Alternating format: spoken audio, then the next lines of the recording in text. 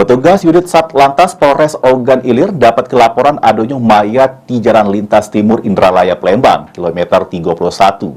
Mayat dengan kondisi nyaris hancur bagian perut sama kepala, diketahui korban tabrak lari ini merupakan warga Cijawi Oki.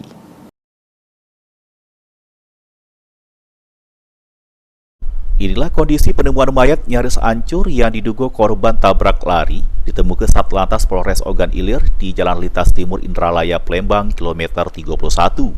Mayat kemudian dibawa ke Rumah Sakit Tanjung Senai untuk dilakukan identifikasi tim Inafis Polres Ogan Ilir. Berdasarkan hasil identifikasi, korban bernama Anwar Anas, 50 tahun, warga Cijawi, Kabupaten Oki.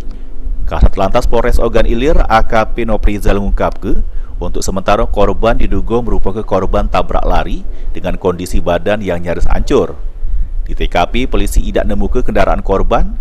Korban diduga merupakan wong dengan gangguan kejiwaan. Berdasarkan dari keterangan keluarga korban yang dihubungi pihak Satlantas Polres Ogan Ilir. Mayat jenazah korban dibawa ke Rumah Sakit Umum Palembang. Sehingga ini polisi masih melakukan penyidikan terhadap mobil yang menabrak korban. TKP karena itu tidak ada, kita lihat lagi ada kendaraan atau sebagainya macam lagi nih. Yang aja hanya korban yang tergeletak di tengah jalan. Kita bawa ke rumah sakit, melakukan olah TKP dan kita menghadirkan identifikasi dari Satreskrim Polres Ogan Ilir untuk melakukan cek terhadap korban tersebut. Mungkin demikian yang bisa kami sampaikan. Kelamin laki-laki. Nah, diperkirakan juga, diduga ini baru diduga.